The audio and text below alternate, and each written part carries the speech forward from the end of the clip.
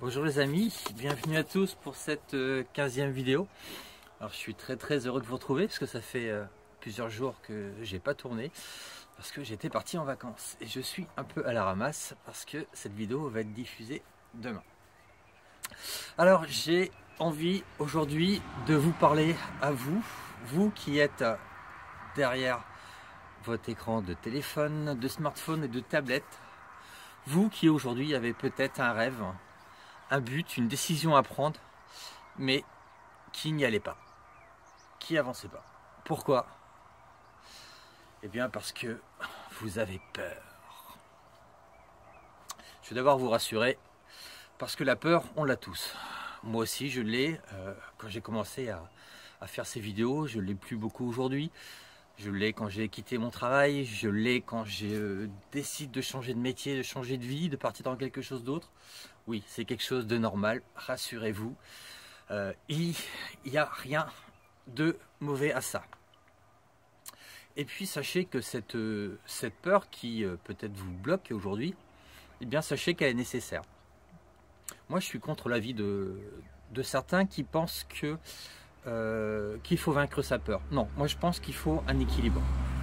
C'est-à-dire que cette peur elle est utile et cette peur c'est quelque part aussi un peu la sécurité. Donc il faut que cette peur elle soit ni trop forte ni trop faible. Quand je disais que la peur c'était la sécurité, c'est cette peur qui vous empêche de sauter dans le vide. Par contre il est vrai que dans notre culture on a tendance à lui donner beaucoup trop de place. Et d'ailleurs on a des expressions même, on entend souvent à la télé au niveau politique, que lorsqu'il y a quelque chose d'important, que l'on veut se protéger, on ose même dire qu'on n'ouvre pas le parapluie, mais le parachute. Donc ça indique bien le fait qu'il faut que cette peur soit à sa place. Alors d'où viennent ces peurs? Alors ces peurs sont parfois innées, elles viennent de l'enfance, elles viennent même de la naissance. Ça peut être la peur du noir, ça peut être la peur du vide. Et bien sûr ces peurs viennent de notre environnement et de notre culture. Ça peut être la peur du rejet, la peur de ne pas être performant, la peur de ne pas plaire ou la peur du jugement. Je vous expliquerai la semaine prochaine le concept que m'a fait découvrir Geva, donc qui est une coach et qui fait aussi partie de ma famille, qui est le concept du capitaine et de ses saboteurs. C'est un concept qui est intéressant parce qu'il vous explique un petit peu comment on fonctionne.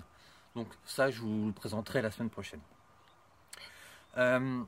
Alors, comment maîtriser cette peur? Comment la remettre à sa place? Alors moi, je vous donne 4 conseils. C'est bon, il y en a 4. La première, comme je vous dis tout à l'heure, cette peur, il faut l'accepter. Il faut apprendre à vivre avec. Il faut essayer de la maîtriser, bien sûr. Mais voilà, elle est normale. Quand vous prenez une décision, quand vous sortez de votre zone de confort, quand vous vous lancez dans un changement important, voilà, elle est là et elle doit être là, c'est normal. La deuxième, c'est de faire confiance. De faire confiance à vos valeurs. Donc vos valeurs, c'est votre richesse. C'est ce qui est au fond de vous, c'est ce qui fait que vous avancez. Faites confiance à la vie et soyez positif. Un troisième conseil, et celui-là qui est peut-être le plus important des 4, c'est que quand vous prenez cette décision, prenez-la pour vous. Ne la prenez pas pour les autres, pour votre famille, pour vos amis, pour vos collègues. Non, c'est une décision, prenez-la pour vous.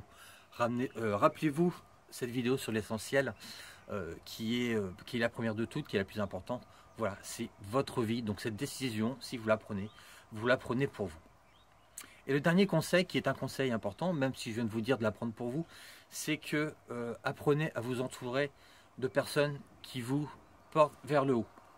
Fuyez ces gens qui vous menacent, qui vous font peur, qui vous jalousent, qui vous dénigrent. Fuyez-les, fuyez-les. Donc les 4 conseils, c'est le premier, l'accepter. Le deuxième, faire confiance à vos valeurs. Prendre cette décision pour vous et de vous entourer de personnes qui vous portent vers le haut. Voilà, j'espère que ça vous permette d'avancer, de progresser, d'aller plus haut, de vous enrichir. Et moi, je vous dis à bientôt, à la semaine prochaine. Ciao!